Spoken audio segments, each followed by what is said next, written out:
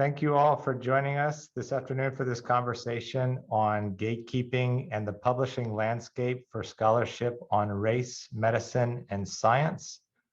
I'm Billy Acree, the interim co-director of the Center for the Study of Race, Ethnicity, and Equity here at Washington University in St. Louis. And I'd like to begin by acknowledging that we are at Washington University in St. Louis, which is located on the ancestral lands of the Alani, Osage, and Missouri peoples who were removed unjustly, and our community is the beneficiary.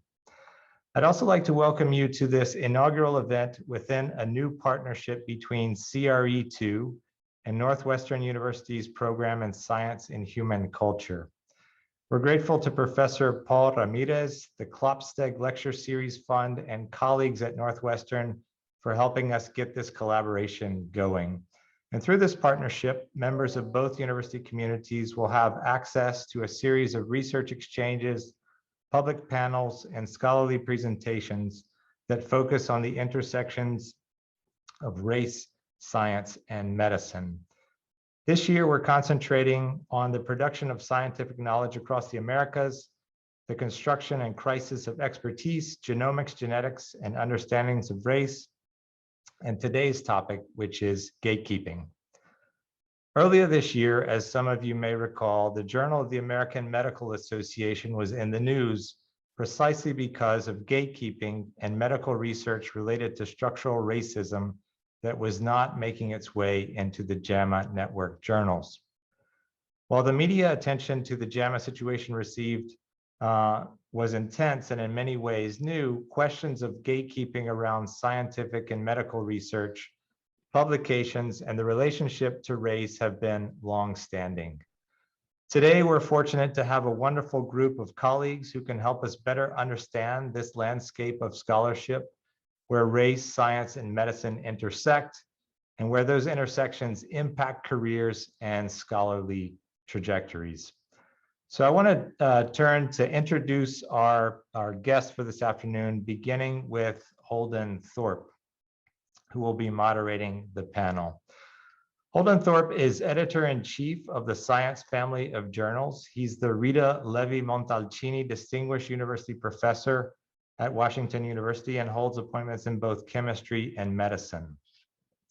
He was previously provost of WashU, and prior to joining Washington University was chancellor of the University of North Carolina at Chapel Hill. He is one of the world's leading public voices on issues surrounding science communication and the politics of science. And he's also been inspiring researchers both inside and outside academia to rethink the relationships between higher education and the world, to reimagine how science is done and how we translate that into knowledge for the public good. Just take a look at his blog, and you'll see topics ranging from eugenics and the history of science, to broadening the professoriate, to artificial intelligence and bias. Gil Eyal is professor of sociology and co-director of the Precision Medicine and Society program at Columbia University. He's leading a 2-year Mellon Sawyer seminar on trust and mistrust of science and experts, and is the author most recently of The Crisis of Expertise, which explores the political uses of and attacks on scientific knowledge and expertise. Tess Lanzarotta is a historian of science and medicine whose research focuses on the history of American Indian and Alaska Native health. She's a Mellon postdoctoral fellow in the Science and Human Culture program at Northwestern, and her current book project is titled Unsettling Biomedicine, which explores biomedicine and colonial power and explains how Alaska Native peoples have transformed it into a tool for expressing their sovereignty. Dr. Damon Scott Tweedy is Associate Professor of Psychiatry and Behavioral Sciences at Duke University School of Medicine and a staff psychiatrist within the Durham Veteran Affairs Healthcare System. Dr. Tweedy has written extensively about the intersection of race and medicine, both for academic and general audiences. And his path-breaking book, Black Man in a White Coat, A Doctor's Reflections on Race and Medicine, made the New York Times bestseller list and raises critical questions about the intersections between academic medicine, race, and patient care. Yolonda Wilson is Associate Professor in the Albert Nagy Center for Healthcare Ethics at St. Louis University, with additional affiliations in the departments of Philosophy and African American Studies. Professor Wilson's work centers on race and gender justice, particularly in relation to healthcare. Her recent article, Intersectionality in Clinical Medicine, examines how race, gender, and other social identities converge to create unique forms of oppression in the clinical environment. So thank you to all of our guests for being here this afternoon. I'll mention really quickly that the audience can pose questions using the Q&A function, and we'll turn to those later on in the program.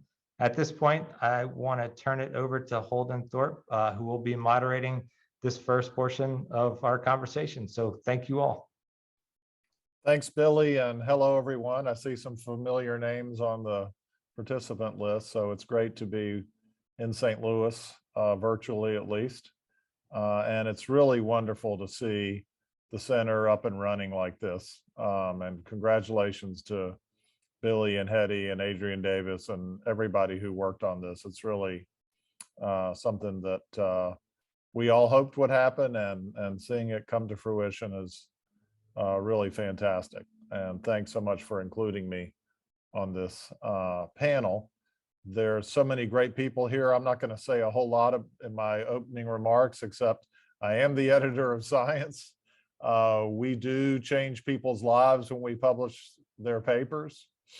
We're very aware of that responsibility, and we try to balance two things that are hard to balance, which we can talk about later in this panel if you would like, which is one, we need to publish papers that are on the very top things that everybody's focused on, to sustain the journal and continue their interest in us.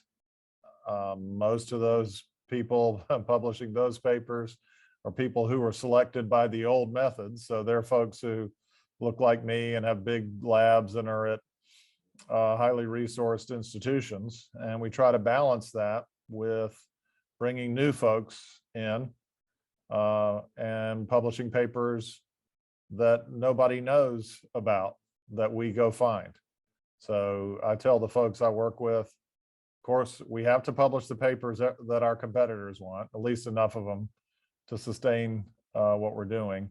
But it's just as important to go find the papers that nobody knows we want, and to make sure that the authors of those papers know that we're a place that wants to hear from them, and we'll work with them on getting their material published in the journal.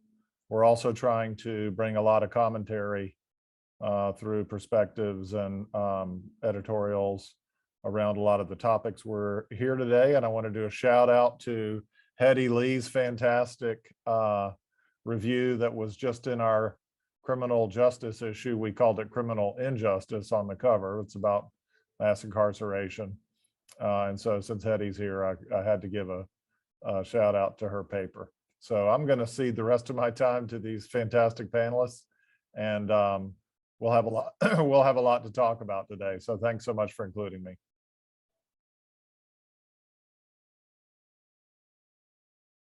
Am I supposed to call on everybody? I guess so. So I guess next we're going to hear from Gil.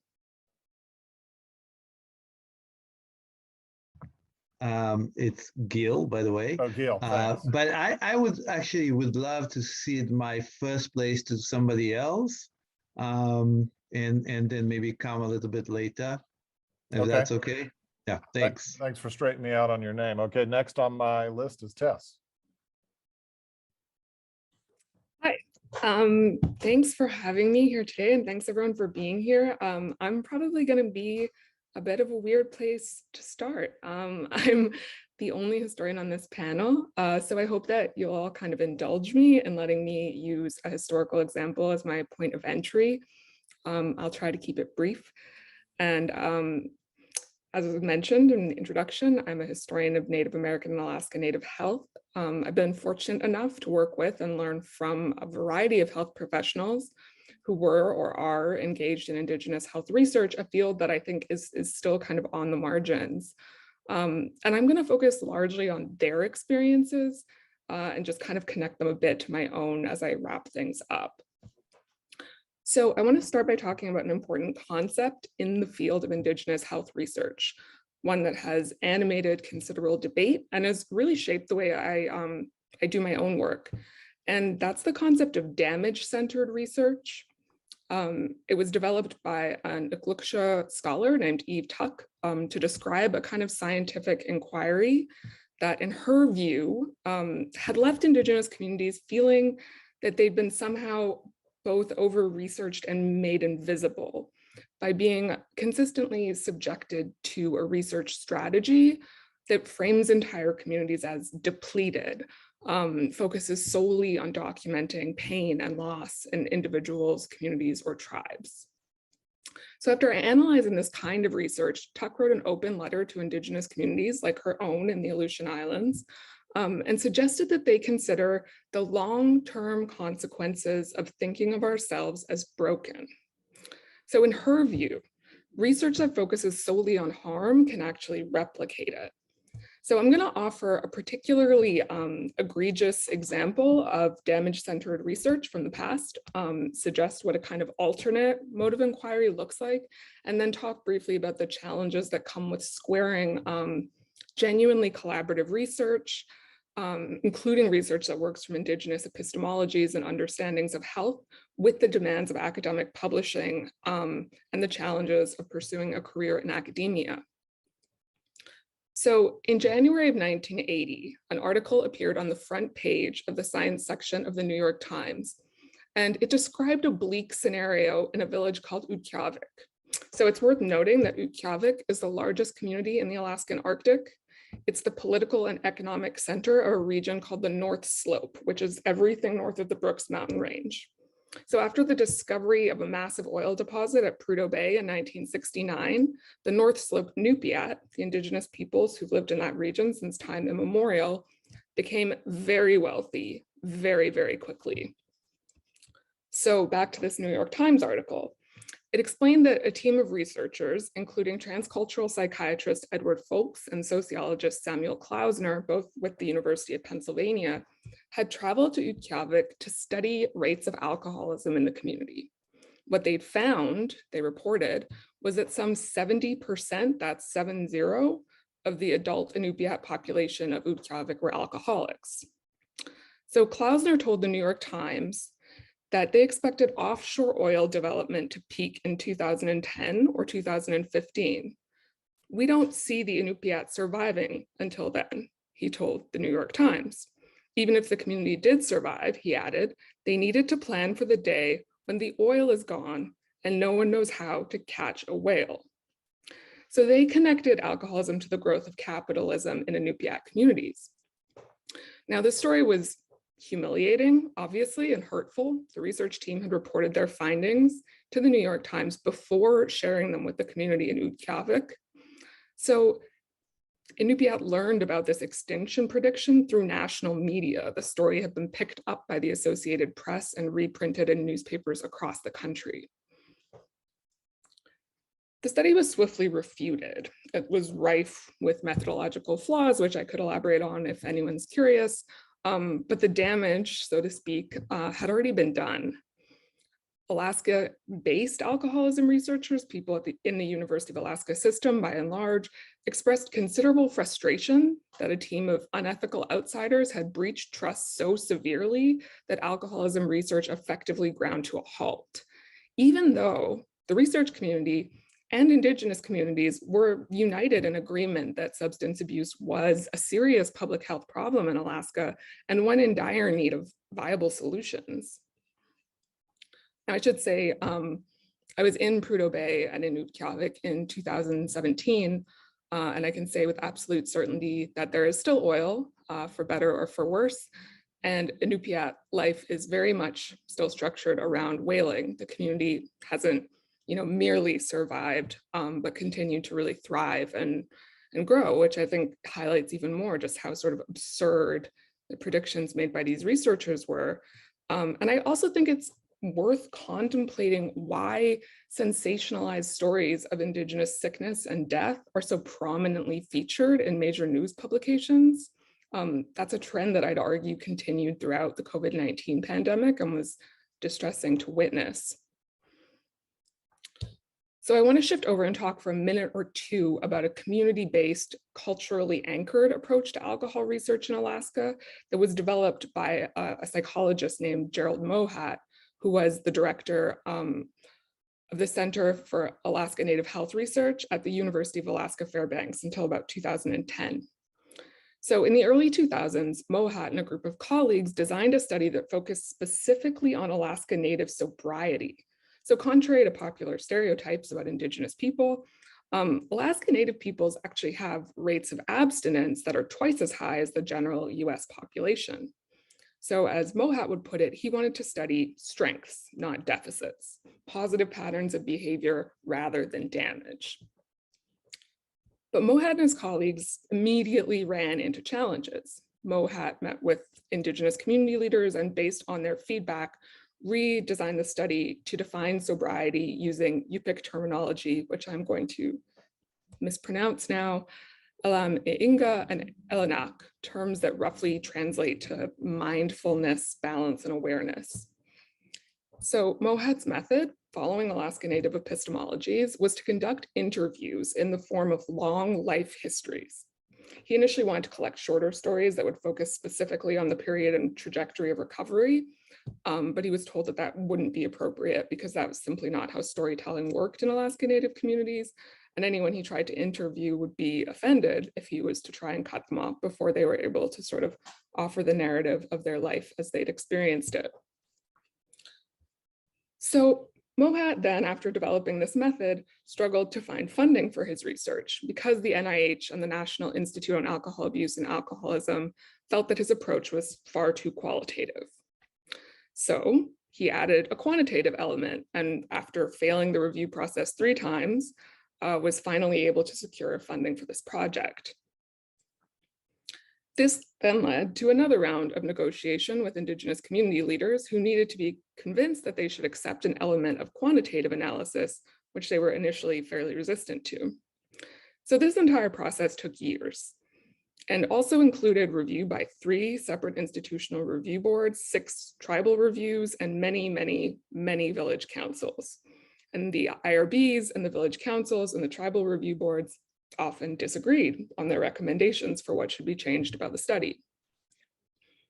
So eventually Mohat was able to complete his work in a way that seemed to satisfy all the stakeholders, which is kind of remarkable. And he published his qualitative results in the American Journal of Community Psychology and some of his quantitative results in the journal Addiction. So why dwell on this messy research process? What I hope it highlights is how difficult and time-consuming it is to generate research on Indigenous health that is community-based and grounded in culturally appropriate methods and also meets the standards of academic funding and publishing. So for this reason, many researchers working in Indigenous health publish in specialist journals, especially those that offer open access publishing, because ensuring that Indigenous communities have access to study results is a core tenet of community-based research. So for someone like Mohat, who was well established in his career at this time, that might not pose so much of a problem. But early career researchers are often left choosing between their commitments, both to a particular methodology and to the communities they study, and publishing the kind of work that can advance an academic career. This functions then as a form of gatekeeping. And I've had to make these kinds of trade-offs in my own career. As a graduate student, I chose to publish some of my work in public-facing open access journals online. I did this to make sure that my work on Alaska Native history was accessible quickly and readily to Alaska Native people. But I was advised at every stage not to do this and not to waste material that I could be using in for an article in a peer-reviewed journal. So historians are not prolific publishers, especially early in their careers. Our CVs tend to look quite different than social scientists or people in STEM fields. So the stakes of having a peer-reviewed article when you're in grad school are quite high for historians. And I really had to think seriously about this. It seemed to me that by choosing to publish in sort of less prestigious venues, I was putting my career prospects at risk. But if I chose to put my work behind a paywall, then I put my relationships in Alaska at risk. And obviously, open access publishing is becoming more common, but I think this double bind still really impacts early career researchers and has a really substantial impact on the publishing landscape in Indigenous health research. Thanks.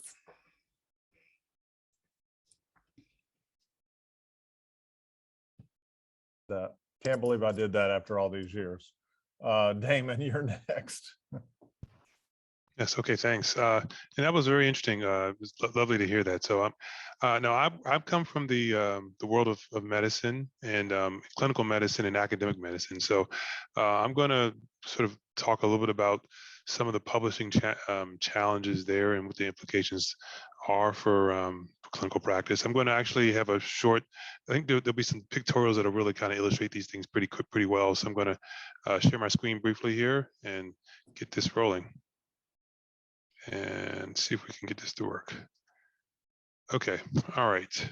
So I guess what I'll say is that there have been a lot of books and stuff that's been written about the history of race and medicine and all the sort of ugly chapters in our history, but they've mostly been written by almost exclusively by sociologists, historians, journalists, right? I mean, that's sort of you can look at the samples of books here, and that's sort of the layout that you see.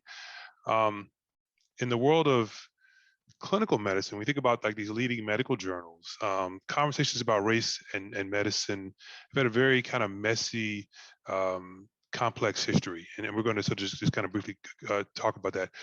To give you one example, so like during the 1960s, when there was a lot of civil unrest and after the aftermath of Dr. King's assassination, some of these leading medical journals here, I don't want to sort of point out a particular one, but they published editorials where leading sort of neurologists and things like that were saying, well, the issues weren't necessarily the issues we were seeing in American cities weren't really about social factors, but really they were more about some idea of organic brain disease. And they were sort of going in. So if you read these journals, there's just all this sort of really kind of ugly, messy history that sort of reflects the times in which these physicians and scientists lived. And so, but there has been a journal that's been sort of publishing stories about race and medicine for a very long time. But if you look at the way in which it's received in terms of the medical community and nationally, it's very much an obscure journal. So the journal, the National Medical Association. So just so you guys know, the AMA, or the American Medical Association, sort of the arbiter of the centralized warehouse of sort of physician interest, has been around since the 1840s, and it was for a long time it was segregated, and it wasn't. And as a result of that, the National Medical Association, group of Black physicians, started around 1895.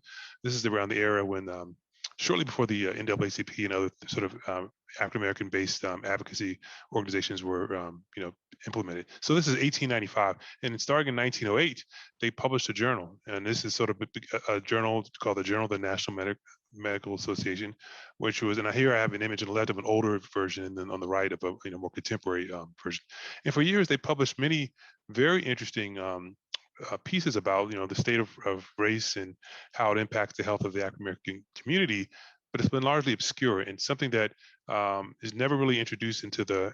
I mean, it had, like you look at the impact factor and all these sorts of things. It's very much considered very obscure and not prestigious journal in many ways. But if you think about some of the things that they published over the years, very interesting things. There was one, for instance, a study that looked at compared physicians' health. A cohort of doctors from Meharry Medical College, was a historically Black medical school in Nashville, Tennessee, and these researchers collaborated with researchers from Johns Hopkins, and they sort of just studied these health variables over a quarter century. And the thing that was interesting about this study is called the Meharry-Hopkins study. The only reason I point to it is that it talked about how, because a lot of times people will assume that health disparities are strictly driven by social mediators, social drivers of health, social determinants of health. But it looked at these cohorts of physicians, and it showed these differences in health outcomes that were sort of very much mirroring the larger society. So the authors began to speculate on what are some of the other factors at work, in terms of how race influences these challenges. And it was so there's that was just one sort of small sample, but there's a litany of things that were in this journal that have been published in this journal for a very long time that have often not gotten to the mainstream of medical education. Continuing on that theme, there was a book, a two-volume book called The American Health Dilemma. It was published. Some of the early work was actually published in that journal that I just showed you, but this is around the year 2000 or so. They published this really comprehensive history, looking at the history of African Americans in the healthcare system and health in general. And these are actually a husband-wife. They're both obstetrician gynecologists, a husband-wife team. And so just really interesting stories, but again, not something that the conventional medical community ever really embraced. And so, I'll give you a little bit more examples of this. So what about these mainstream journals that I talked about? So where do they fit in this? So really the first thing that you can really find that really begins to talk about this in a little bit is like a one-page, short opinion essay from Dr. David Satcher, who is most known.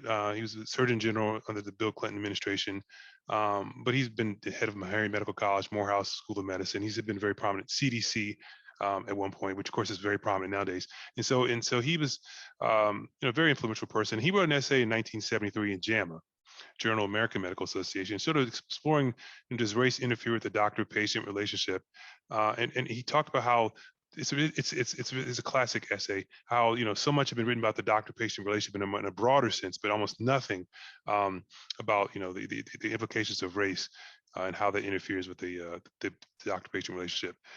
So that was 1973.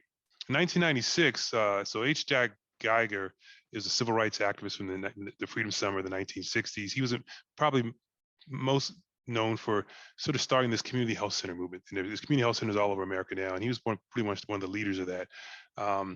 And he wrote an essay in the New England Journal of Medicine in 1996, Race in Healthcare, an American Dilemma. And he's sort of playing on that Gunnar Myrdal 1944 book, The American Dilemma. And so he's sort of playing on that theme and exploring the idea of, again, how does race interfere with the practice of medicine and health outcomes and a variety of considerations. So 1996 is also the year that I started medical school. And so I can tell you that when I began medical school, these subjects were really not captured in any sort of way. And to go back to Tess, I don't want to mispronounce your last name, but to go back to going back to your point about how information was portrayed, the information about Black people was always portrayed in the health sector as one of kind of being a victim and of pathology and problems without any sort of context, contextualization. It was very much that sort of framing it. And the only time during our four-year curriculum that we had any period to sort of discuss anything about race, it was one afternoon in a sort of four-year curriculum. And you just imagine, so I always kind of joke, well, if you happen to be sick that afternoon or something, then you just missed that discussion and there was no other time to talk about race the whole time you were in medical school.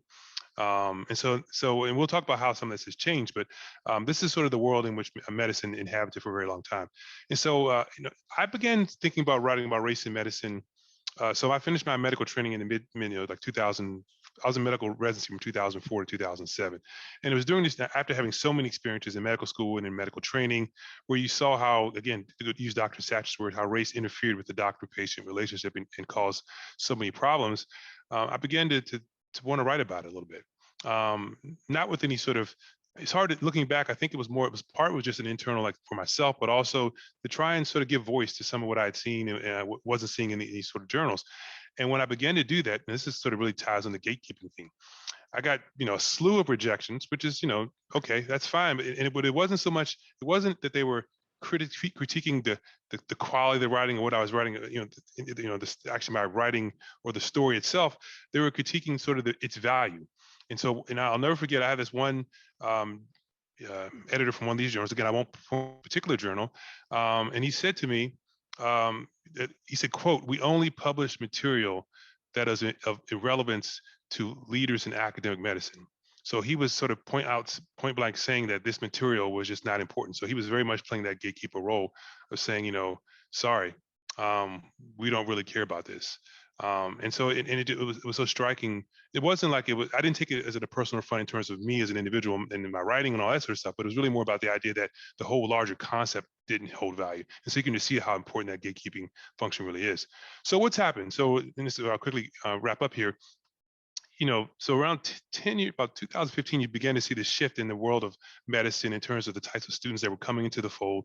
There was, of course, the national movements of the early periods of the Black Lives Matter were starting to come into fold in all sorts of ways. The image there is one is of a student protest that was occurring at a medical school shortly after, I guess it was Eric Garner's death in New York City. This is one of the rights of the Charleston massacre that occurred in 2015 at the church. And so and students began to become activated in ways, and this began to start to change conversations in terms of what people began to think was important to talk about in the medical school and academic medicine setting. And you began to see courses, and I contrasted you where I said that in my time, we only had one afternoon session of discussion on race, but by this point now, students, it sort of generated enough momentum that faculty were in different places were starting to develop courses. So initially they were initially elective, and they began to become required coursework. And so nowadays you see many schools throughout the country that have required coursework in these areas. This course accelerated over the past 18 months, everything that happened with COVID and aftermath of George Floyd. And again, the medical student movement has really been powerful. And so what you see now are these same medical journals doing almost feels like a 180. And so the AAMC, they publish academic medicine. They're sort of the representation of the teaching hospitals across the country, academic medical schools and medical centers. They have anti-racism in medicine collections. They have all this sort of statements they put out. The New England Journal of Medicine has a whole series now on race and medicine. You can Google race and medicine New England Journal. You can see like, you know, dozens of articles, more than that actually, that have been published in the past 18 months. So there's been this sea change. Will it last, and where will it lead us? Those are questions that, you know, remain to be seen. We can talk about on the panel. But it's just striking to think about where we were just, you know, 15 years ago when I first began to start writing about this material, and now where we are now. So I'd love to sort of explore that theme more. But despite all that, there are still lingering problems. And so and these are just three examples that have occurred in the past couple of years. So the Journal of Neurology published an essay in late 2018. It was a reflection by a neurologist describing his experiences seeing an African-American husband and wife in Georgia. Very much antiquated language describing the you know, it sort of evoked images of like watching Gone with the Wind, if you will, and it had very much a sort of antiquated language of describing Black people in ways that were pretty clearly problematic. And so what happened, and we talk about, I'm curious to know what people in the panel think about this, but this article was subsequently retracted after some period of time. And so that's that story. The Journal of the American Heart Association last year published an opinion piece by a cardiologist from University of Pittsburgh, and it was really, the whole point of it was really just sort of question the utility of affirmative action and diversity and equity initiatives across the board, across academic medicine, saying that really wasn't any good, it wasn't any use. I mean, that's sort of the short point. And it was very detailed explanations as to why he felt that way. Again, generated a lot of backlash shortly after, and a few months later, subsequently retracted. Thirdly, of course, more recently, the JAMA had a podcast somewhere, and this is the language that was used. This is how they advertise the podcast. No physician is racist, so how can there be structural racism in healthcare? And so, there was again, a lot of people took considerable offense to this. Subsequently retracted.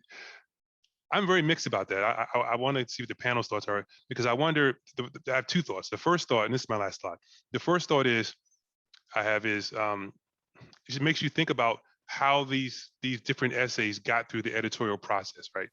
And all I could think to myself was, man, if I would have been there in those rooms, these conversations, I could have easily have told these individuals that there's no way this is going to go over well.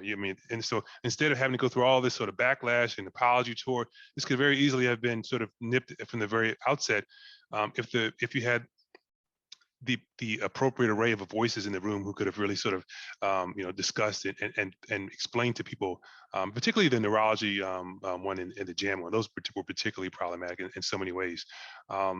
So that was one thought, and then the second thought is that now that these things have been quote unquote canceled, is that really what we want? I mean, I can see the impulse to do that, but then I wonder if now you can't even find these things. Like if you try and look, you can't even pull them up. And I wonder if there may be more value in leaving these things as a testament to what, to where things were and the limitations of where we were in the moment. I mean, people may disagree, but I wonder about that, because I wonder if there's something to be said for that, because otherwise you can sort of pretend that we've sort of, kind of moved forward and, but not really have that testament to where we were at this point in time and the limitations of our progress.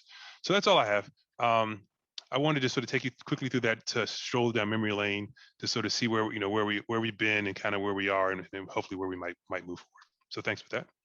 Fantastic. All right. Thanks, Damon. A lot to talk about there. We'll come to, but now we'll go on to Yolonda. Hi, how are you? Let me set my timer to keep myself on track so I don't prattle on.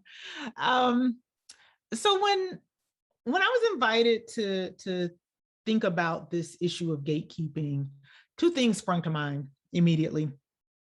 One was, what, as far as I can remember, is the only desk rejection I've ever gotten for a submission. I've gotten plenty of other rejections, don't get excited, but that was the only desk rejection that I can remember. And it was an article submitted to a prominent bioethics journal. And the letter from the editor read, "This is an interesting article that would be better suited for a political science journal." And I'm not a political scientist, I'm a philosopher who does bioethics, but I thought that, but that has always stayed with me, right? This notion of what is it that you're doing and how is it, not even the question of how is it bioethics, I'm just going to decide that this isn't bioethics, right? It was a paper on intersectionality that eventually was published in another prominent bioethics journal. So it turned out okay, but that was incredibly striking. The second thing that came to mind was a paper by one of my favorite philosophers, Christy Dotson, who is I want to say she's at the University of Michigan now. She has a paper, it came out several years ago, it's probably 10 years old now, entitled, "How is this paper philosophy?" And she writes about the challenges of publishing in the discipline as a scholar who does lots of Black feminist epistemology, among other things. Dotson is an amazing epistemologist. So those of you who have interest in epistemology, I highly recommend her work. But she identifies in that paper what she calls the disciplinary culture of legitimacy that shapes the field of philosophy, by presuming what she calls a set of commonly held, univocally relevant historical precedents that guides the determination of what work counts as philosophy, right? So I think that, given that we're talking about gatekeeping, this is really important, right? What counts as the kind of work that we're publishing? And so in Dotson's words, right, the field legitimizes itself, and one gains legitimacy within the field by adhering to these presumptions, right? These presumptions that are supposedly commonly held, universally relevant, based in kind of a historiography of the discipline, and being able to justify how one's work fits into that becomes what's important. And so under those circumstances, any kind of scholar, but particularly scholars who work on topics that don't quite fit as neatly, are going to spend an inordinate amount of time defending why their work, why their article submission, why their grant proposal, why their book proposal, whatever, merits the kind of engagement that others whose work falls squarely within the realm of commonly held and relevant take for granted. And so I want to think about that as a consequence of gatekeeping, right? That we spend a whole lot of energy justifying our work, saying this is why it's important. And as the other two panelists said before me, they've given these kinds of examples. But very quickly, I want to think about three senses of gatekeeping. And I think we'll talk about that, we'll have time to talk about that in the discussion if people are interested. Of course, the philosopher has to give senses of things. So just bear with me. One, I want to think about just kind of a kind of neutral way of thinking about disciplinary boundaries, or I'm calling it neutral, I'm inserting, right? So this idea of thinking that, look, some things are philosophy, or some things are bioethics, or some things are history, and maybe other things aren't. I don't know if that's inherently, right? If that in itself is a bad thing, right? And under that kind of schema, there are going to be people who imagine themselves or understand themselves to be kind of stewards of the discipline. And that happens at publication, that happens, who gets accepted to conferences. But what the problem is, and this is kind of getting me to the second sense, that often this is pernicious. Often this is without any kind of historical context about why certain work counts as philosophy or history or bioethics or sociology, or why some scholars' work is valued more than others. I think Damon's important slide about the National Medical Association it gives kind of important face to that, right? And why is that journal toiling in obscurity now, although some really important work has come out of that journal? I'm actually familiar, I'm a Howardite, so I'm familiar with that journal. So I want to think about gatekeeping as kind of pernicious, as sometimes reactionary, right? So sometimes people get even more firmly entrenched about what counts as philosophy once they start seeing other kinds of work that they don't think is philosophy getting published. And then a third sense, or a third way that gatekeeping happens, and I don't mean to suggest that these are all kind of distinct and that there are kind of hard boundaries between them, but just kind of as I'm thinking through my own working, thinking through the notion of gatekeeping and what happens, is a kind of what I call white preservationism. And the past 18 months have been incredibly revealing to me on this matter. In one sense, I want to say, yay, these journals are thinking about race and racism and all of the ways that, COVID and police violence intersect to make us think differently about health and health outcomes and health status. And I don't want to diminish the importance of that. At the same time, what I've also seen in this past 18 months is that there are lots of scholars who have toiled in the vineyards on these issues for 20, 30, 40 years in relative obscurity, being under-resourced, and that we're seeing scholars who haven't thought deeply about these issues getting certain kinds of publication opportunities that would be unimaginable for people who actually know what they're talking about. And I have, and several Black women scholars I know have been invited to kind of co-author these things from these scholars who, again, don't do race, but are getting these really prominent invitations like, oh, Yolanda, don't you want to co-author this paper? And it feels very much like a kind of co-signing, but still devaluing and still gatekeeping. So gatekeeping happens at kind of the subject level. And also I want to think about who gets to participate in the discourse and which kinds of discourses are valued and valuable, in addition to the kind of topic stuff that I hope we can talk about later on. So I'll just stop here. Fantastic. Okay, great. A lot to talk about there in a few minutes. So Gil, what do you got to add to this? Yes, I got it right. Okay, I'll follow Yolanda and also start my timer so I don't go over the time.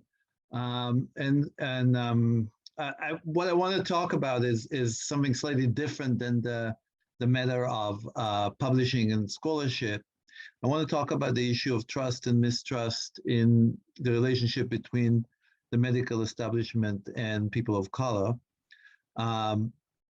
This comes out of virtual town hall conversation that I recently co-organized with the Bronx Community Health Network. This is a wonderful organization that works in the Bronx to assure access to quality healthcare and affordable medical and behavioral healthcare,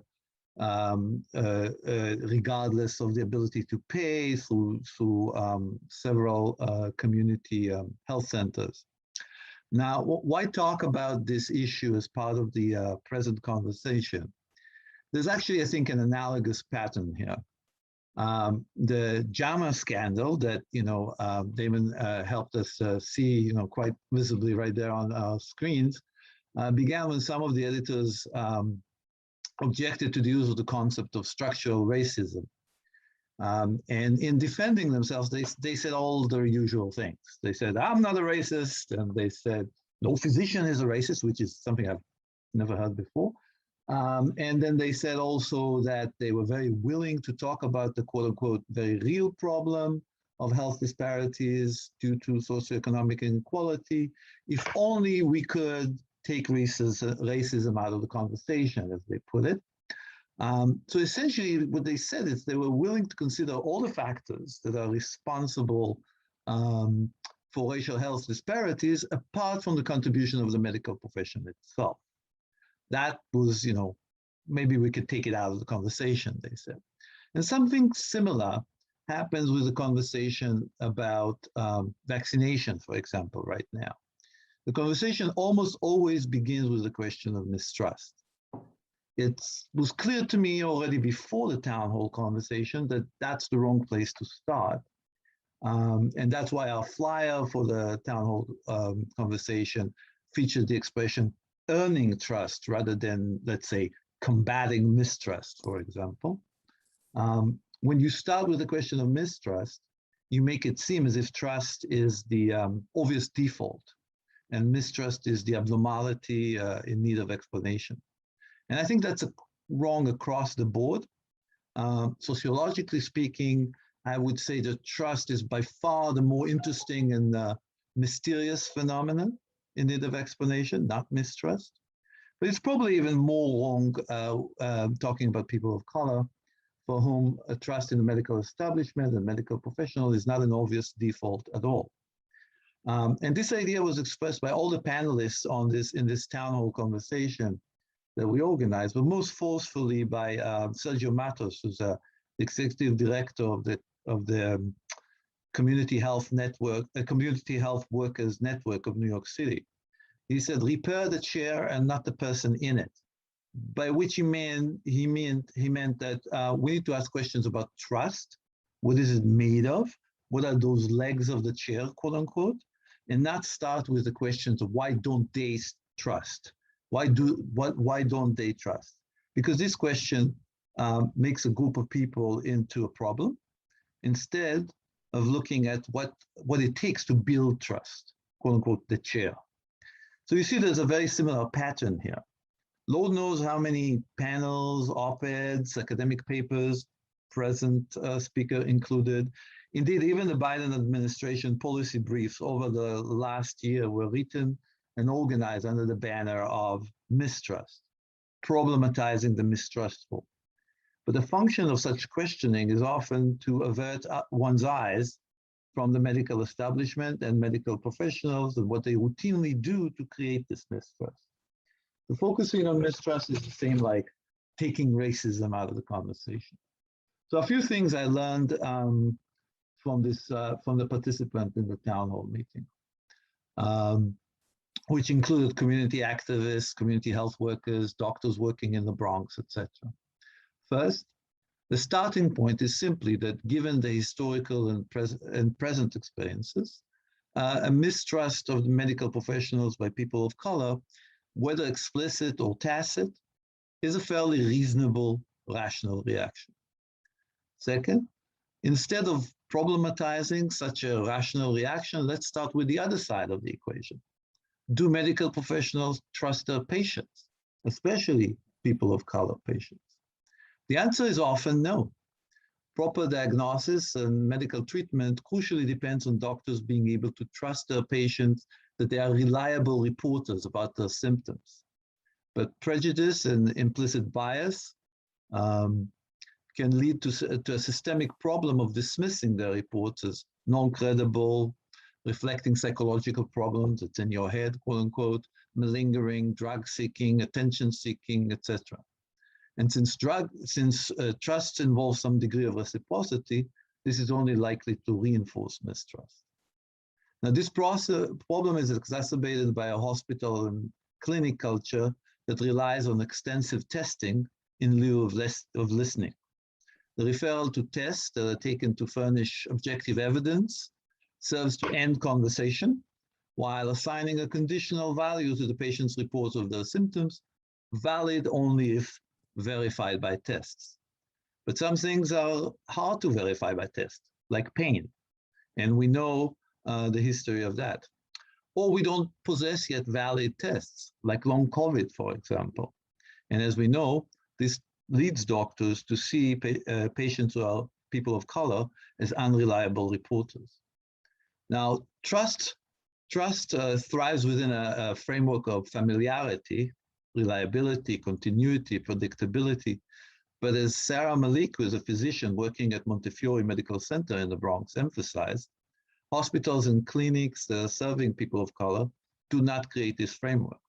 Teaching hospitals, for example, rotate the staff so often, patients rarely see the same familiar face or are rarely included in stable, continuous doctor-patient relationship.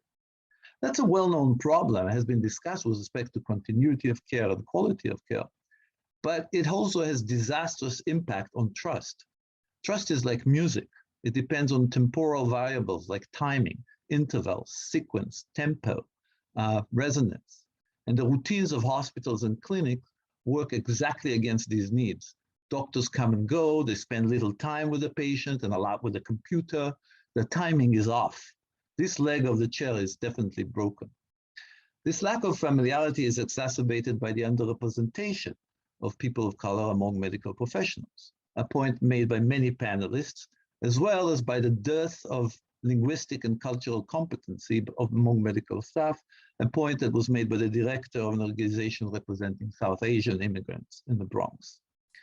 This relevance of underrepresentation and the lack of cultural competency is underscored by recent reports regarding long COVID patients. When these patients first appeared and reported on their symptoms, they struggled to capture the attention of medical professionals. Doctors began believing their reports about enduring symptoms only after they encountered other doctors who suffered from long COVID.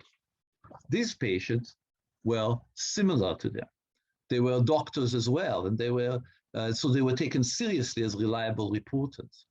These doctor patients were like the quote unquote trusted messengers thought by the Biden administration, but in reverse. The mistrustful community was not the minority neighborhood where you sought a pastor or a barber to convey the authoritative message of the medical establishment. The mistrustful community was the medical professionals themselves. And the doctors suffering from long COVID were like the trusted messengers who could finally convey the pleas and reports of long COVID patients, many of them people of color. This underscores the need for mediators, trusted both by patients and doctors, who can convey the messages back and forth. Community health workers could play this role. In fact, that was my timer, so I'll be done in a sec. In fact, the requirement that they be trusted members of the community is written into the job descriptions of community health workers, as codified by the Department of Labor. And they tend to be also people of color themselves, but they are often ignored by medical professionals. I'll stop here. Fantastic. Wow. That's a topic that needs to get a lot of attention and hasn't gotten enough in all the discourse about science communication, that's for sure. So a lot of things got raised here.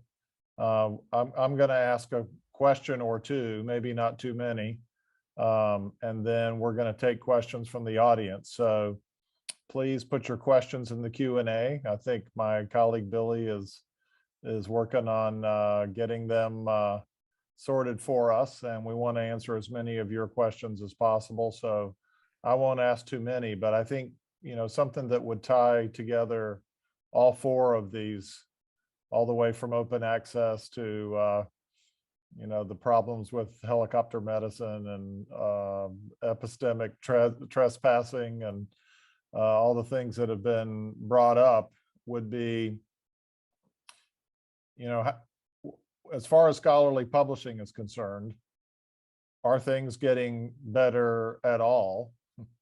And if they aren't, or maybe they're getting slightly better, but not at a sufficient rate, you know, what do you think of are they at least going in the right direction? And, you know, how would you speed them up? So I'd love to hear from everybody on that. I don't know if somebody wants to go first, but we can go in the same order again if Tess wants to go. I feel a little out of my depth in commenting on how we could sort of speed ourselves towards a kind of more just version of publishing. I'm going to think for a second, but I wanted I wanted to respond quickly actually to something that that Dr. Tweedy asked, which was about this sort of should these documents have been retracted?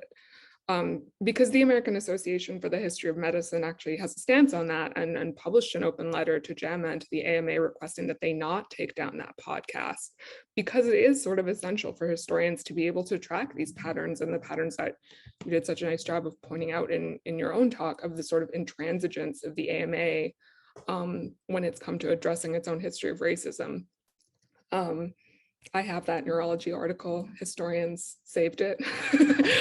I imagine many of us for posterity. But yeah, I don't know. In terms of the getting better thing, it's a bit hard because you still see things like that making it through the editorial process at major journals, and that's shocking. And at the same time, I mean, I think Dr. Wilson's point that, like, yes, more and more people are publishing on these issues, but it's not necessarily meaning that, like, those people who've been working on them for a long time are now seeing their work taken seriously. In fact, it's other people who are already well established jumping onto what they view as trends that are not fields that they've made a long-term commitment to or shaped their careers around or made necessary sort of trade-offs to be involved in. Yeah, maybe I'll throw it over to someone else who can talk about. I think Gil's got his hand up, so. I had my hand up, but I didn't want to take somebody else's if they want. Okay. I want to at least throw the question a little bit back at you, Holden, because that's the sort of question that we ask after something like this happens, right? It's like, can we put it behind us? You know, can we move quickly to put it behind us? And that's not how trust works. So you often see this in unrelated things also. Some incident, some scandal happens, and then you get the immediate reaction. Everybody, you know, piling on and saying, no, this is not what we stand for. Let's do this, A, B, and C, and put it behind us. But that's not how you build trust, right? You build trust over a long period of time. So I suspect that the answer to the simple answer to the question that you raised is yes. You know, things are. And we saw some examples here of what the New England Journal of Medicine is doing, etc. But I think in the back of the mind of everybody is like, well, but for how long? I mean, this is not the sort of things that you fix right away. Right. Okay. Great. Yolanda or Damon, you. So Yolanda, go ahead. Yeah. So I think since kind of the last part of my talk was about, well, I call it white preservationism because I thought that sounded nicer than Elvis Presleying the race scholarship. But I mean, I think that's what I'm seeing, some of that. And so I do have kind of mixed feelings about that when I see who gets to be an expert, right? So gatekeeping isn't just about the publications themselves. It's what publications do for one's career. It's about, you know, not just who does philosophy, but who gets to be a philosopher. And I think that matters when people who are embodied differently get to jump on trends, as Dr. Lanzarotta said, and the stakes are different for them, right? So they're, you know, part of being a scholar who has committed to doing this work is that, yes, you're making trade-offs about what you're pursuing and how you're pursuing it, but also in how you're regarded in the field, right? That becomes the consequence of those trade-offs. And there's often not the kind of space to maneuver and to explore things and to make inroads into aspects of the discipline that may be marginalized. And so it is a kind of interesting moment where, yes, I'm glad to see the topic taken up.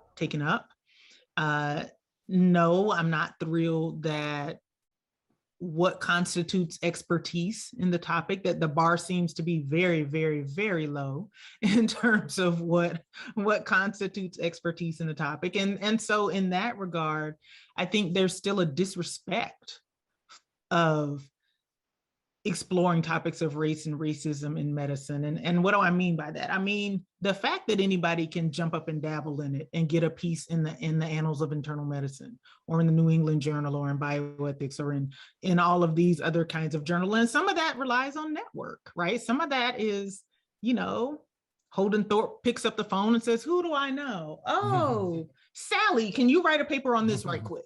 Right? Regardless of what Sally's expertise actually is. And so I think that goes to the who's in the room and at the editorial space. And again, it's a kind of implicit disregard and disrespect for what the work is. So seeing more of it isn't necessarily a great thing in my book. I couldn't jump up and publish something in pulmonology tomorrow because I had deep thoughts over the weekend about lungs. And I think that, that there's a way that for me, I think there should be a little bit more gatekeeping around the kind of race and racism scholarship in medicine and STEM. Dr. Wilson, you kind of stole my thunder, but I agree a lot about that. I think there's a sense that perhaps the bar is lower, right? And so that, or that there's also the sense of like you might get pigeonholed, and is that like so like you're only supposed to talk about this particular topic, and it's only supposed to be done in like an opinion piece, but not necessarily in a more original scholarship format. And I think because if you look at some of those journals and what they're publishing, I mean, again, I'm not here to pretend like I can have all the answers, but I think that there's something they need to be careful about, that they don't just go strictly down that road. So I think that's as far as future directions. It's progress by getting in the door now, but now how do we sort of evolve and make that and strengthen that and make it more sustainable? Because at some point, I think the appetite for just those opinion things will kind of recede, and we'll have to find a way to integrate the more quote unquote substantive kinds of more thorough investigative work in it as well, if that makes sense. I think that's kind of where we need to kind of go. So I think we're at a good start, but we certainly have to evolve and move forward in order to make it long lasting. Great. Okay, so Dr. Lanzarotta, you brought up stuff about open access. Maybe we should do one round about that. Kind of what you'd like to see in a future system that solves some of the problems that we're wrestling with this. We worry a lot about this movement in the name of giving everyone access to read, puts up additional barriers to who can publish. And we think both of those things are important. So we've really been wrestling with that, and we can get to what I think about it, but it's much more important to hear what you all think. So why don't you start off, and then we'll see what others have to add about that.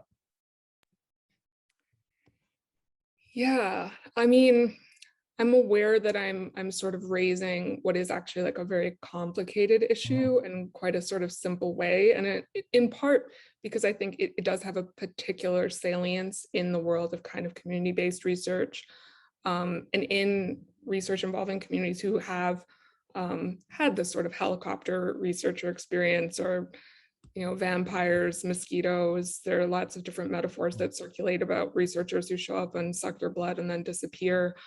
And being able to report results back is really important, but it does also raise all these proprietary issues. I run into them more in my own work in terms of archival sources, the sort of push towards making all your research data more available to people, but like you can't actually necessarily do that in my field. It's not always quite so straightforward. I know that one of the big issues with open access publishing is that it's cost prohibitive for people, and I don't really know what the solutions to that are.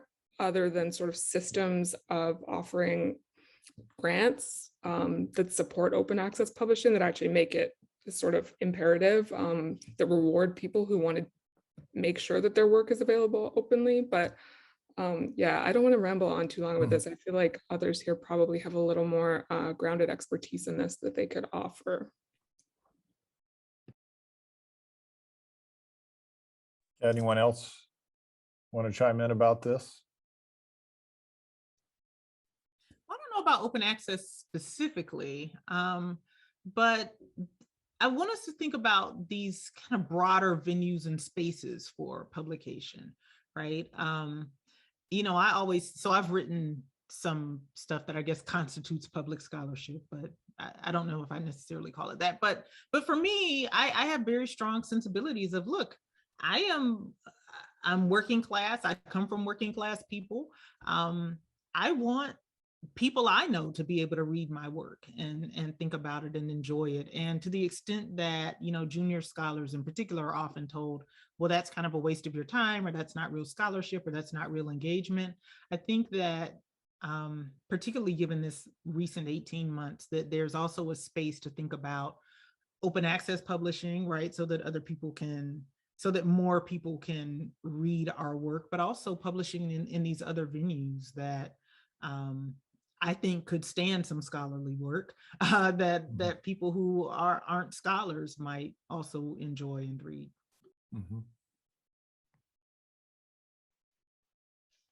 I have some thoughts, but I really actually wanted to hear from Holden, because I think among us, you're probably the one with the most experience with these questions. Oh, well, I knew nothing about it before I got into this job. But, you know, just so put everybody together on this, you know, the journals that probably most people think about are subscription journals. You can look at them behind the paywall because your university has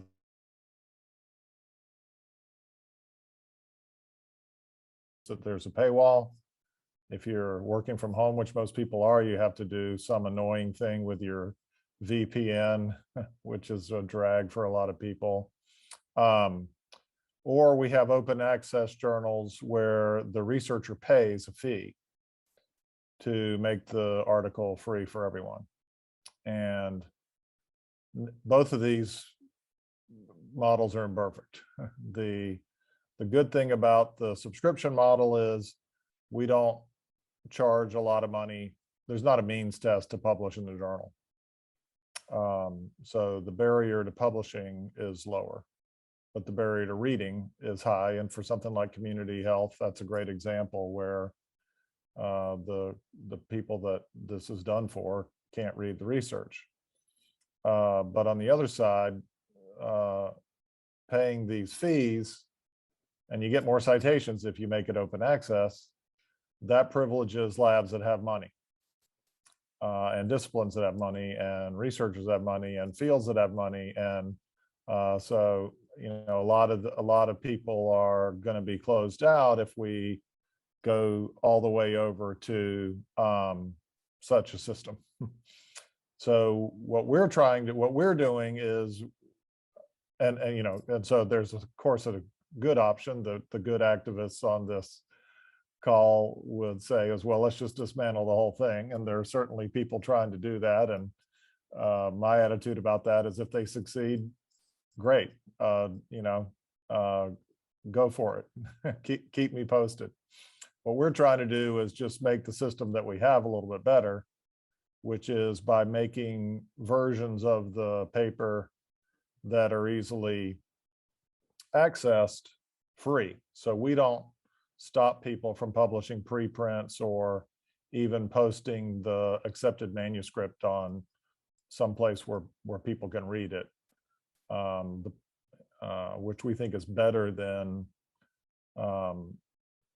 charging the library for the subscription and charging somebody to make it open access, which just privileges people with money. But this is a really tough topic and work in progress, I would say. So Bill, I think Billy's got some questions for the group. Yeah, we've got a lot of questions coming in. I'm going to try to get through as many as we can, right, in the time that we have. I just wanted to toss out a couple ideas that I think threaded the different opening remarks together. I mean, Dr. Lanzarotta talked about values versus advancing your career, right, and how that conflict or tension especially impacts early career scholars. We have a question from a first-year PhD student who asks, how do scholars marginalized by academia engage with the medical racism work generated from research writing the trends? Right, as a first-year PhD student, this research is quite accessible, but tends to omit the long-standing critical race studies that haven't been classified as valid or recategorized as another study. So I think that values and career advancement tension is there. Dr. Wilson pointed out the disciplinary boundaries as a mode of gatekeeping. And so I think this, comes back to the question of who are the gatekeepers, right?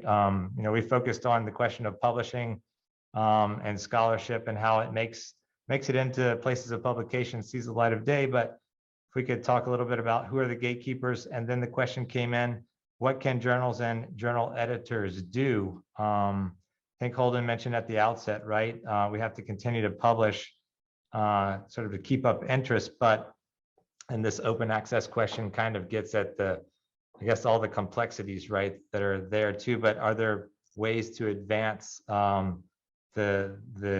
guess the ways in which scholarship sees the light of day, comes out, and still maintains the ability of these journals to stay afloat?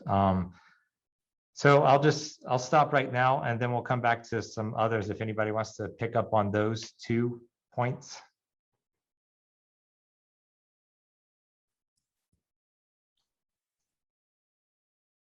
Anyone want to start? Dr. Wilson, you were invoked there a couple times. I feel like I'm just being mouthy today. So there's a part of me that wants to just defer. I want to take up that question about what can journals do. And, I think one easy thing is being mindful of the editorial board. So I'm an associate editor of, I'll just say it out loud. I mean, we're all friends here. Hypatia, which is a feminist philosophy journal. And one thing that happened with Hypatia is that there was I think there were 2 scandals, if you will, for the journal. One was about an article that was published, and then one was one of those kind of set up gotcha liberal kind of things where they, where someone does some fraudulent research. But long story short, Hypatia just took the time to regroup, right? It was like, look, there are some things happening here around the kind of racial and gender politics that aren't reflective of the journal that we want to be. And I think they stripped down to a skeleton crew for about a year or so and really took the time to think about, okay, what journal do we want to be? What kind of work do we want to publish? We see ourselves as one of the top, if not the top, feminist philosophy journals in the US. And when we regroup and think about what we want to be, let's think about what our board is going to look like as a result. And so they really almost started from scratch and, sent out some invitations and invited, others to apply to participate in this reconfigured board. So it can happen, and it can happen with a major journal to really, but there has to be the kind of political will there and the research will to do that. And for those who, and a willingness to kind of say, look, this is important. And for those who don't like it, tough.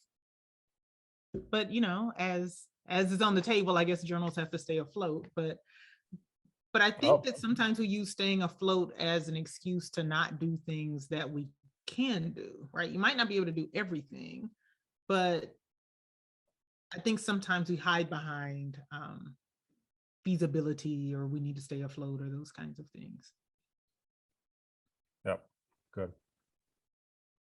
Anybody else have anything they want to add to this? There's a related question of how to diversify the rosters of journals, editorial boards, and deputy editors, and also the reviewers.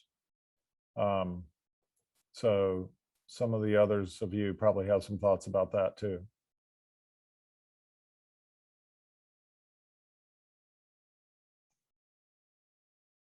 I mean, I hesitate to answer this question because the question kind of contains its own answer, right? You diversify, right? I mean, you'd achieve if you can achieve something like that, but it's going to take a long time. So we are, we're faced with similar questions about, how to diversify departments and the rosters of professors of institutions, etc. There's the quick way to do it, and it's not that great. The best way to do it is to, you cultivate a generation and you bring them up through the ranks. And that's the best way to do it. And I think, at least in my field, in sociology, you see the results now of work that has been done, decades before. But I want to kind of also just change a little bit the discussion, because a lot of the discussion is about gatekeeping, right? And it matters. This kind of gatekeeping that the journals exercise matters a great deal to younger faculty. But there is also a completely different story, which is in fact the collapse of the gatekeepers. And I could talk about a whole bunch of phenomena. For example, preprints, right? Especially now during the pandemic. If you wanted to read the first cutting edge research on coronavirus or anything related, you'd go to the archives that collect preprints that are not yet in the journals and have not gone through those gatekeepers. And of course, scientists and doctors have their Twitter accounts, they have their blogs, and they exercise a lot more influence without going through the gatekeepers. And to me, it just raises it kind of raises the question of, if we have like this form of gatekeeping in the journals that is perhaps a little bit, kind of paralyzing possible development. And then we have this other free-for-all, which is also not the way to create useful free access. But I think in the issues that Tess brought up before, there's something else that is important. It's less about so much the gatekeeping and the question of the younger faculty, which is an important question, but it's the question of the research subjects. Are they able to, first of all, access the research, understand it, interact with it, influence it, and benefit from it, right? And in medical research, this is a burning question, especially with medical research. I mean, the best example is all of us, right? The large scale attempt to create a research cohort that will represent the United States, and the DNA will be collected. And the first thing that all of us discovered is that they don't have participation that represents the United States, that, they have a problem reaching minority communities. And, a lot of organizations are working on this, but part of the question that those communities ask is, but why? Why should we be part of it, right? Are we getting anything in return? And that's at the community level and also at the individual level, because return of results of genetic studies to patients is it's problematic. It doesn't always happen. So anyway, I think just this whole other, how that sort of kind of gone away, and how there's this sort of, there's information on social media that you see some doctors put out. As someone who's not a super active consumer of social media, I just feel like it's not enough time for me to sort of just do all that and everything else. I don't know. I think there's probably something lost there. I think I would agree with. I think that's a really interesting question he's raised. He's raised, and I actually, I don't know. I haven't sort of gotten further thoughts about it. I think it's a really good question.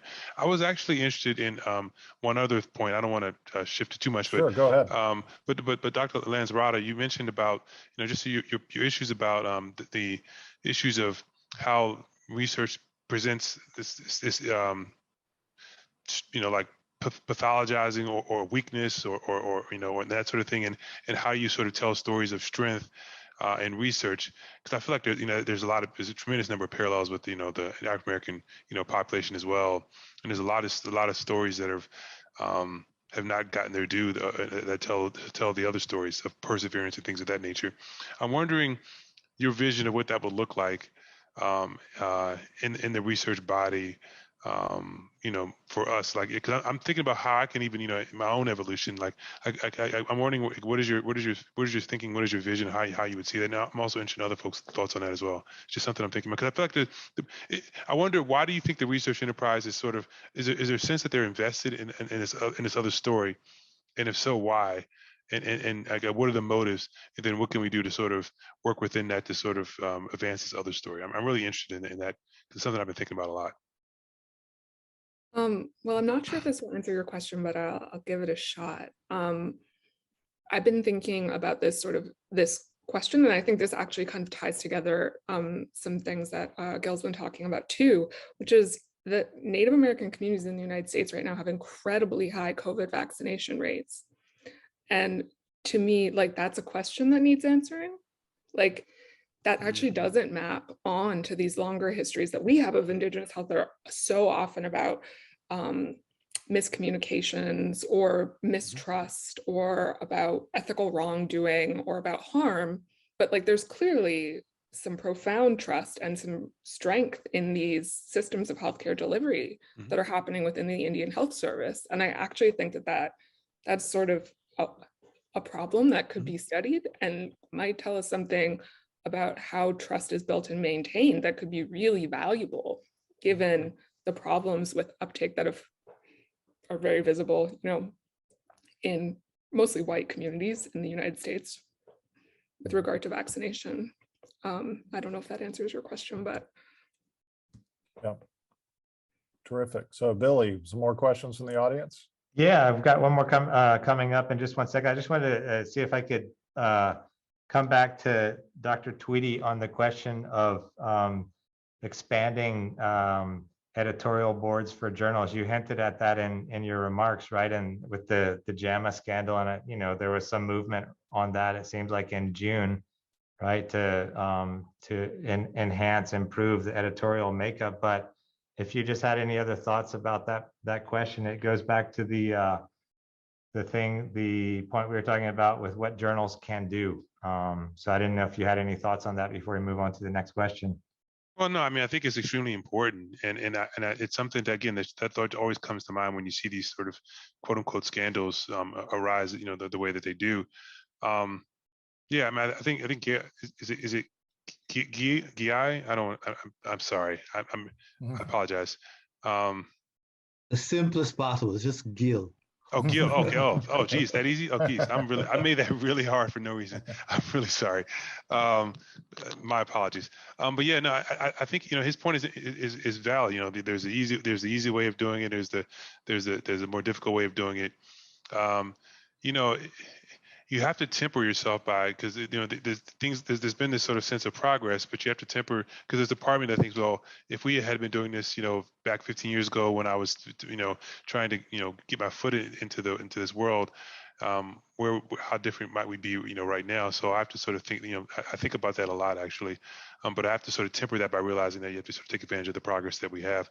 I actually wonder, sometimes I wonder, how does that sausage get made? Like, who gets on these boards? How does it happen? That's something that, it's not a world that I know people involved peripherally, but I don't know a great deal about. I'm sure Dr. Thorp could tell us more about sort of how that really works, because I'd love to tell a little bit more about that. I've been offered and invited to be involved in certain psychiatric journals at different times, but I don't know how it happens in a broader sense, in a more systemic way. And I'd love to know more about that, because I think it's a real issue that, you know, we have to really, you know, get to. So I'd love to hear Dr. Thorp's, you know, how's that sausage being made, as the saying goes.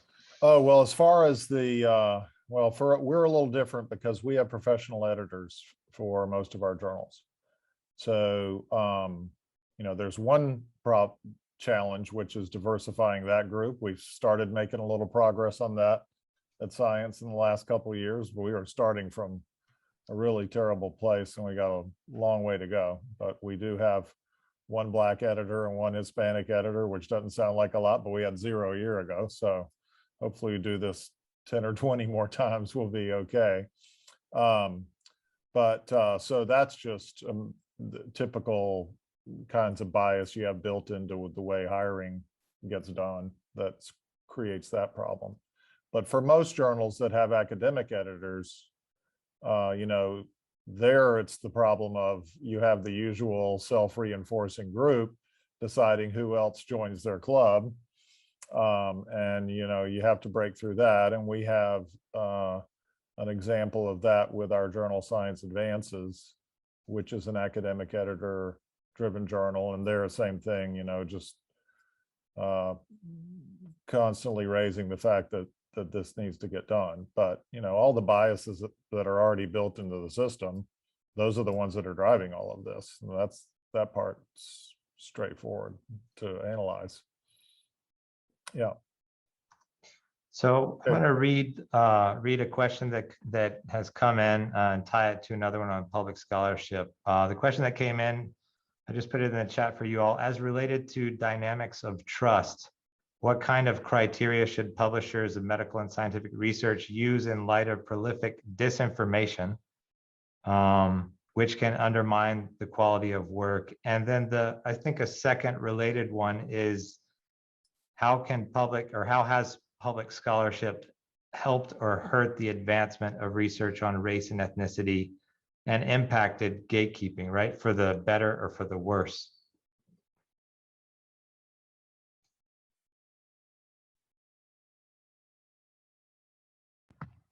Anybody want? Yeah, Dr. Wilson, you already say something? Lord, you'd think after 1.5 years we would have mastered. We never will. Myself, my God. I was thinking about the second question about public scholarship, since I mentioned it, and how it's helped or hurt the advancement of research.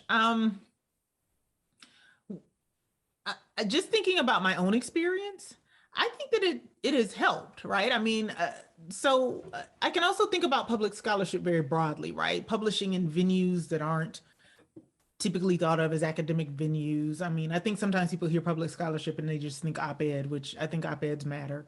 But other magazines, other kinds of long form stuff. But I also think that, and Gil mentioned this kind of in passing on a slightly different point, but that social media has played a really interesting role in how research is disseminated, how thinking about these issues happens.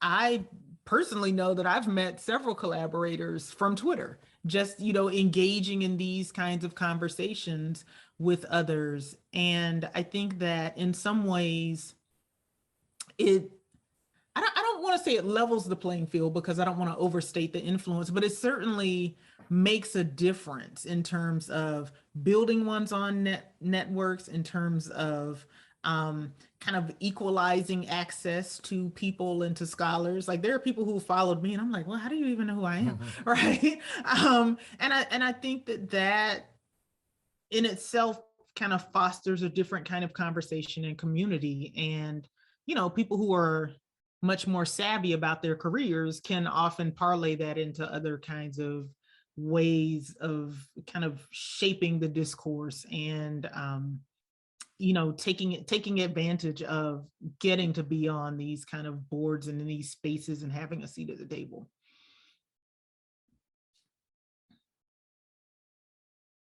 Of course, you get trolls, so there's that. Yep. Anybody? What about on any more on trust and disinformation? Yeah, I mean, I'm not sure that, when it comes to the journals, I'm not sure that disinformation is the main issue, because the journals engage in gatekeeping. Gatekeeping has all sorts of pernicious results, but it also has some good results. And the kind of disinformation that, campaigns that you find and on social media, they're not impacting the journals. That's not where the issue is. But I mentioned before, I think problem is less disinformation than misinformation. This information is directed at, trying to deceive somebody. Misinformation is something that turns out to be wrong. And that I can go back to the preprints, right? That those look completely like scientific articles. If you're a member of the public, or even a fairly educated member of the public, and you look at them, they look completely like peer-reviewed, which they're not, articles. Now, if you believe John Ioannidis from Stanford, probably 80% of them are wrong, right? Because he gives a somewhat smaller percentage to the ones published by the journals. So the preprints are probably even more wrong. And then that you get, so the story that we hear about disinformation and how it is destructive of trust, which is true, is that it is disseminated by people who have no idea. But here you have the case of dissemination by people who have very good ideas usually, but those ideas tend to be wrong. But they actually could create quite a bit of mistrust ultimately when you have read this article and you show it to somebody and they say, but I've read this one and this one says something completely different. So I'm not suggesting that we would get rid of preprints. They have other functions, but clearly that's not leading you in the direction of greater trust and this sort of fast-moving scientific research.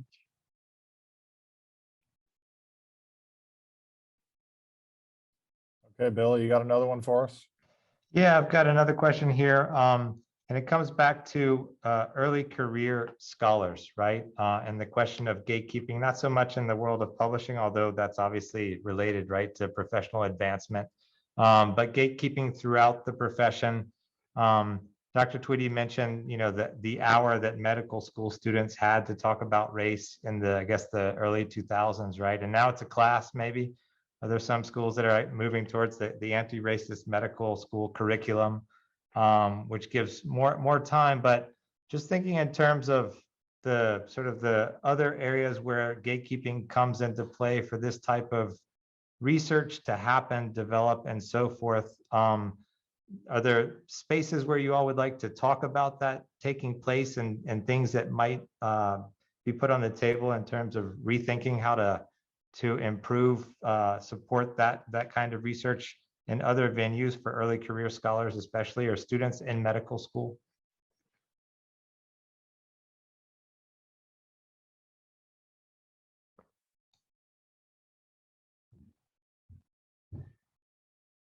I have one thing to say about this, and it relates to doctors and medical education. You can include those classes, and I think they have an important function. But when students finish medical education and start as residents, they're often told, forget everything you learned in medical school, right? Now you're starting to learn. And if what they're starting to learn in that hospital is that you don't need to listen to the patients, that these kind of people are problem patients that you should watch out for, et cetera, that will be, the kind of education that will have the most impact in terms of trust of one's patients and some of the things I talked about before. So building it into the resident experience, I think, is far more important to some extent than what happens in medical school. To piggyback on that, I actually say it happens earlier. So what happens is in med school, you have those initial classes, but then that's the sort of the didactic phase. But then there's the clinical phase of medical school where you work with supervisors who are residents, who are practicing doctors. They get those messages there. That's and there's ways in which so there was ways in which some of these faculty are subtly undermining, or sometimes not so subtly undermining these messages that the students receive. That's very much a challenge.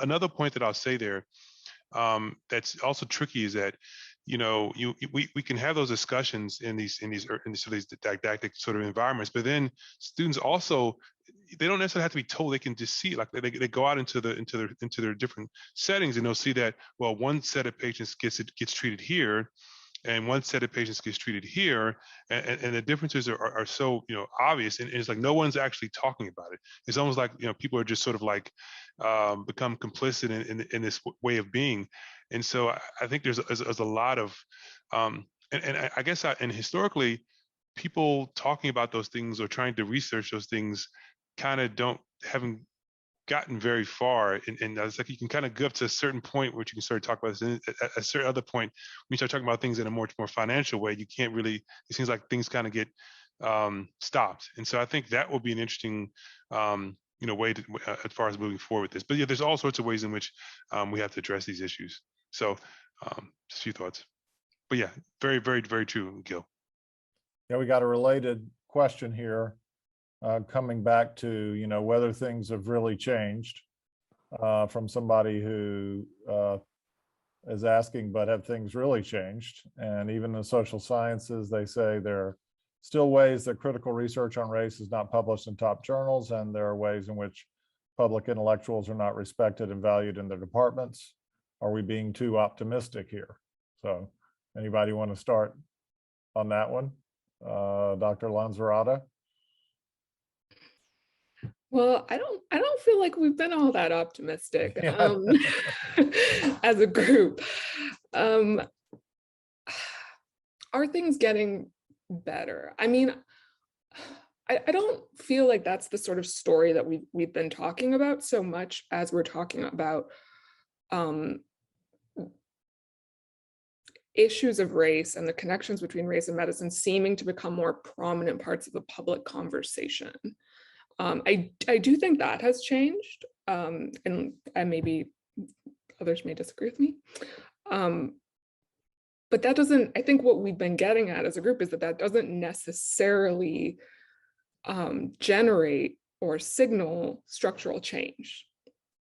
And the part of the work that needs to be done is to think about how to leverage that awareness, even the sort of trendiness, as sort of gauche as that is, in ways that result in real meaningful change in education, in academic hiring, in academic publishing, that actually will sort of generate structural change over time, because it is something that takes time. Yeah, I'm not sure I have anything to add other than that at the moment, but I will keep thinking about this question.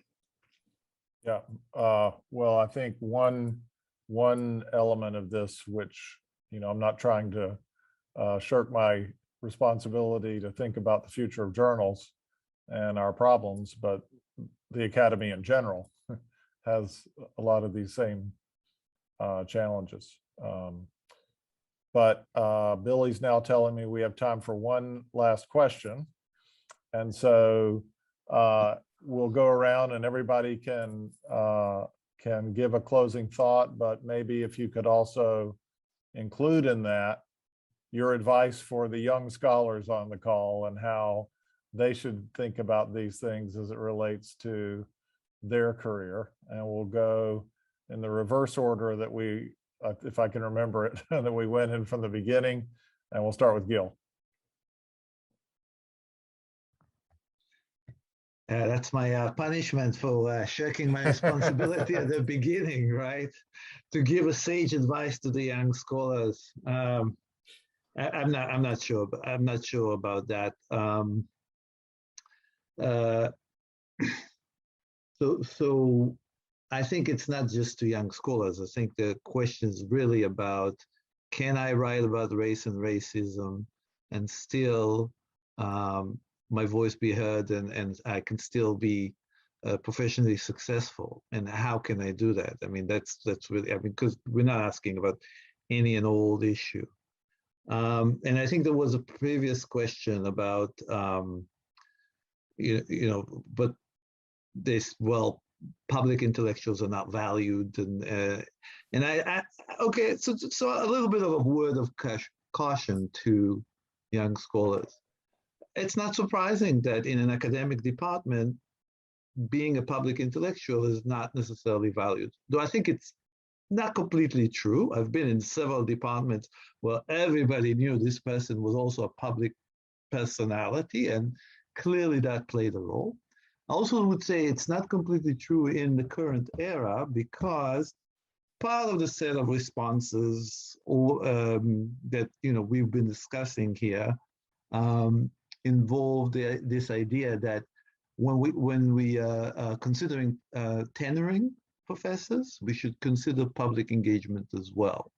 So Columbia, where I am, it's not quite formalized, but usually tenure is publishing, teaching, service.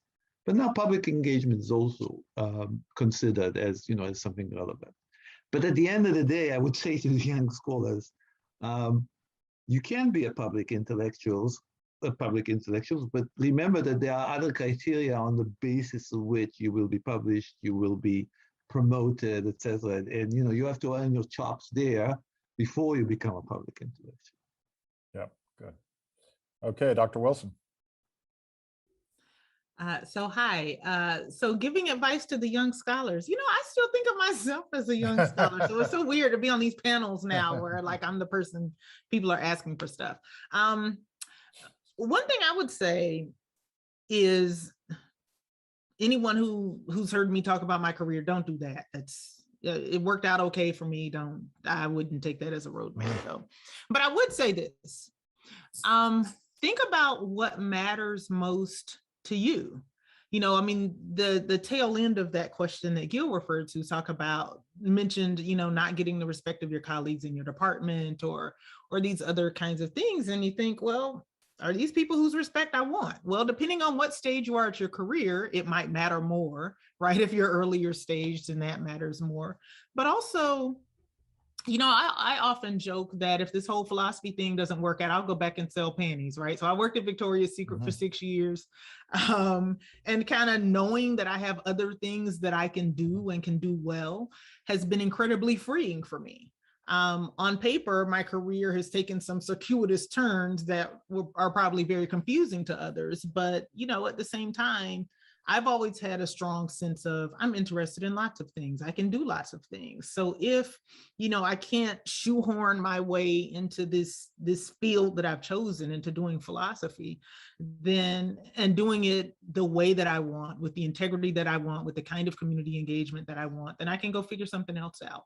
And I'll just close with another one of my favorite kind of contemporary philosophers, Anita Allen, wrote this piece. I want to say it was an op-ed in the New York Times, but she was talking about Black women in philosophy. And there are only a handful of us. There are about 50 of us, maybe 60 in the country. And she talks about how instead of spending so much time contorting ourselves and trying to figure out how we can show that we're good philosophers, right? That the discipline ought to be showing us that it has something to offer us, right? That we're brilliant, we can do lots of other things. And so I want to kind of keep that as part of the mindset, right? I don't have to earn my chops as a philosopher. Philosophy should be showing me why I should be spending my time engaging and thinking. And again, that attitude also has been incredibly freeing for me in terms of how I approach my work and how I think about the work that I do and what matters to me. Okay, terrific. Thank you. All right, Dr. Tweedy.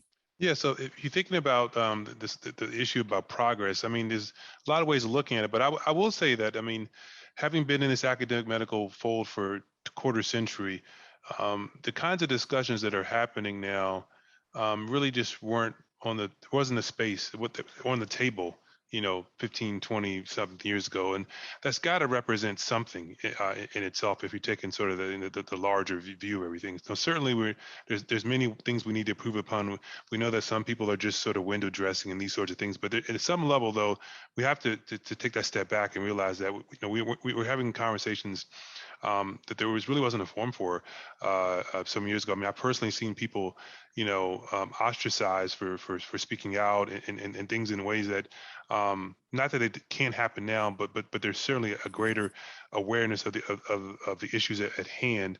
And so, and the other final point I'll say is that while we certainly, we need the people at the top to make change. A lot of that change, the impetus for change, comes from those at the lower end, if you will. It's very much the truth. We think about how much of the changes I've seen in academic medicine that have been generated by students and residents and so forth over the last decade or so. It's just been remarkable. And I have to almost say that there are people who were around when I was starting medical school, that quote unquote old guard, you might say, that, I know that they must be thinking to themselves, like, hey, what happened to my medical school? What happened to my place that, that I was at? Because there's been that level of sort of, discussion and engagement change. That doesn't mean we still don't have quite a ways to go. If you think about the arc of history, you think about, you do that. You ever see guys seen that bar graph of like history and how much of history was like, how much of the African American history was based on, was in slavery, and how much was in the Jim Crow area, and then kind of how much we are out of all that. And you think about how small that piece of pie is. We have to sort of sometimes have that framework as well. It's not to let people off the hook, but it's also to recognize the long-standing, fights and battles that we're up against. So yeah, I think that I do feel like these conversations and just this forums like these are a representation of the future and the potential for progress and change. Great. Dr. Lanzarotta. Hey, I too feel a little strange giving advice to young scholars as someone who doesn't have a job yet. But I suppose what I would do in that case is maybe pivot a little bit. And we've been speaking from a position of sort of gatekeeping and how we navigate gatekeeping in various ways. But I think it'd be more appropriate in this moment for me to talk just a bit about the privilege that I do have. I'm white. I went to graduate school at Yale. When I was there was a period of pretty intense campus activism driven by undergraduate students, and also that really took hold in the medical school. And I made the choice to be involved in a lot of those things, as well as the choices that I've made in terms of the ethics that guide my own research. Again, a senior scholar told me that I should be focusing more on my dissertation, even though all this activism stuff was so fun for me. And I was like, do you think I'm doing this because it's fun? Like, am I having a really fun time talking about racism? Which is to say, there's pushback, and you will receive pushback from senior people in the field. The way I sleep at night, though, is reminding myself that, if your values only extended to the point at which they might cost you something, then you don't have values. So you have to be willing as a person with privilege to take on some risk. And to say, maybe I won't get a tenure track job, maybe I won't work in academia, maybe I will have to forge a different kind of career path for myself. And if that happens because I proceeded in a way that guided by my principles, then I have to be comfortable with that. Perfect place to end. Thank you for that. Okay, Billy, I'm sorry I'm 8 minutes late, but I'm turning it back over to you. No, just a quick round of thanks. Thanks to each of our panelists. Really rich conversation. I hope it's just the first of others that we can organize and have you all again at some point in the future with CRE2, hopefully on campus the next time here in St. Louis.